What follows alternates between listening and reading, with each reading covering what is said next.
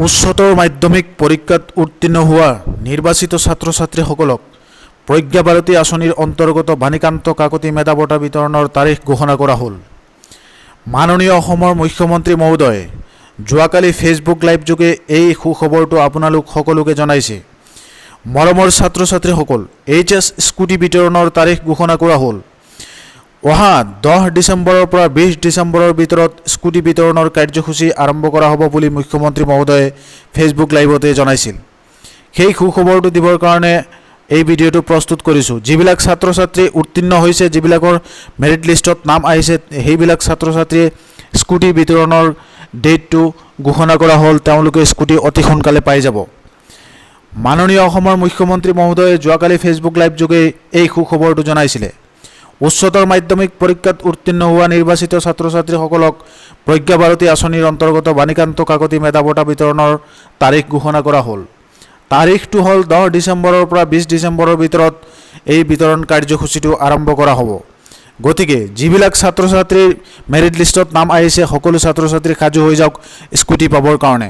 আহক মুখ্যমন্ত্ৰী মহোদয়ে ফেচবুক লাইভ যোগে কি জনাইছিল আপোনালোকৰ স্কুটিৰ খবৰটো, সেই খবৰটো দিবৰ কাৰণে OLS অসম ইউটিউব চেনেলৰ এই ভিডিঅ'টো প্ৰস্তুত কৰিছোঁ। আহক মুখ্যমন্ত্ৰী মহোদয়ে এই লাইভটোতে কি কৈছিল শুনো। আৰু 10 ডিচেম্বৰৰ পৰা 20 ডিচেম্বৰৰ ভিতৰতে আমি নৱম মান শ্ৰেণীৰ ছাত্ৰীসকলক আৰু ছাত্ৰসকলক আমি চাইকেল বিতৰণ কৰিম। আৰু ঠিক একেধৰণে উচ্চতৰ মাধ্যমিকত সুখ্যাতিৰে উত্তীৰ্ণ হোৱা ছাত্ৰ আৰু ছাত্ৰী যিসকল ইতিমধ্যে নিৰ্বাচিত হৈছে, তেওঁলোকক স্কুটিসমূহ বিতৰণ কৰিম। অৰ্থাৎ 10 ডিচেম্বৰৰ পৰা 20 ডিচেম্বৰলৈকে আমি সকলোৱে ব্যস্ত থাকিম আৰু সকলোকে এই আঁচনিসমূহৰ লাভ দিবলৈ আমি যত্ন কৰিম। লগতে মুখ্যমন্ত্ৰী মহোদয়ে আৰু এটা সুখবৰ নৱমমান শ্ৰেণীৰ ছাত্ৰ ছাত্ৰীসকলৰ কাৰণে দিছিলে যে নৱমমান শ্ৰেণীৰ ছাত্ৰ ছাত্ৰী যিবিলাক আছে তেওঁলোককে চাইকেল বিতৰণ কৰা হ'ব বুলি মুখ্যমন্ত্ৰী মহোদয়ে এই ফেচবুক লাইভ যোগেদি জনাইছে। গতিকে যিবিলাক ছাত্ৰ ছাত্ৰীয়ে এই মেছেজটো পাইছে, তেওঁলোকে এই মেছেজটো ফৰৱাৰ্ড কৰি দিব যে নৱমমান শ্ৰেণীৰ ছাত্ৰ ছাত্ৰীসকলেও লগতে চাইকেল পাব বুলি।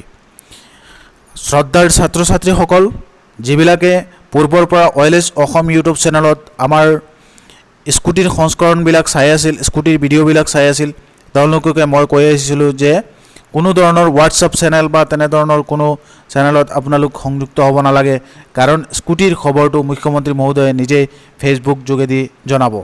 গতিকে মুখ্যমন্ত্ৰী মহোদয়ে যোৱা ৰাতি ফেচবুক লাইভ যোগে এই সুখবৰটো আপোনালোক সকলোৰ কাৰণে লৈ আহিছিল আৰু OLS অসম ইউটিউব চেনেলত সৰ্বপ্ৰথমে আপোনালোকক এই সুখবৰটো দিবৰ কাৰণে এই ভিডিঅ'টো প্ৰস্তুত কৰিছোঁ। OLS অসম ইউটিউব চেনেলটো আপোনালোকে ছাবস্ক্ৰাইব কৰি ৰাখিব এনেধৰণৰ ইনফৰমেশ্যন থকা ভিডিঅ'বিলাক পাবৰ কাৰণে। ধন্যবাদ।